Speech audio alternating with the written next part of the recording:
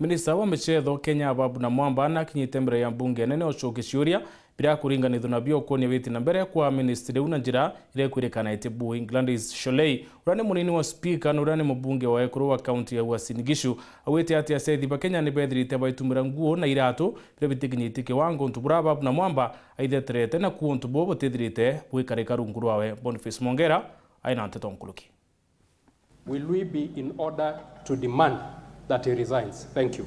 Na kabuba nigakumenaniria gucokanira mero kiri mitando eke mwinge ninya kuthekanira mangenyo ikamarire kirigaro bunge nene ntukwena arua ara minister ombe mbethu na MICETHO ajenthiguru ne Kenya ABABU Namwamba aikinyithirie gucokia BIURIA.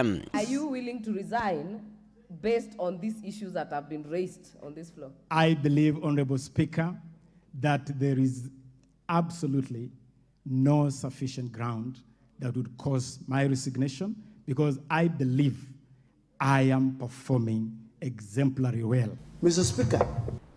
Mubiro bibyo ndenabyo ABABU nabicokerie nabitijaniria na kuote ministry nge kwethira gitango y'umuntu ajanthiguru ne Kenya da ministry we. We'd like to know, does talenta hela exist ama ni talenta hewa? Is it now the policy of government to keep launching things because it's just not sports?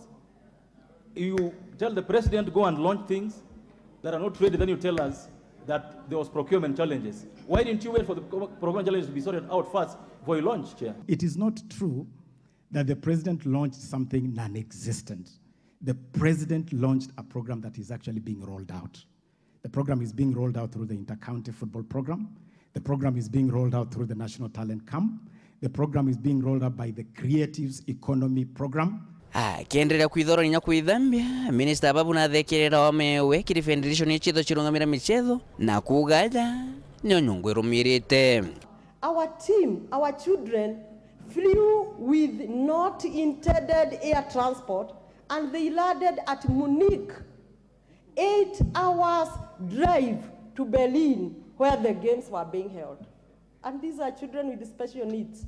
Why? Because the last minute flight booking did not allow the procurement from the ministry, whom I was informed was so arrogant and was even indicating that he will book the flights when he's free. I have no doubt that the ministry has competent staff, but we definitely have issues in federations. And as I've already asked this House, we are putting together a very robust program to deal with the governance challenges in federations. But it is a challenge that requires the full support of this House. Kuma kiume kithiru minister ABABU nethirite menerwa kirinde aranyumene motongero babo ngekire bunge nene Kimani Ichung'wah munini speaker Sholei na senator Nali Cherargei bokirire mateta jaja na kujarete kinya bungene kwendanira hamwa komya kiongo ninto bimwe ABABU akumenerwa. I would like to inform that even the current Team Kenya in Budapest were not issued with running shoes or spikes.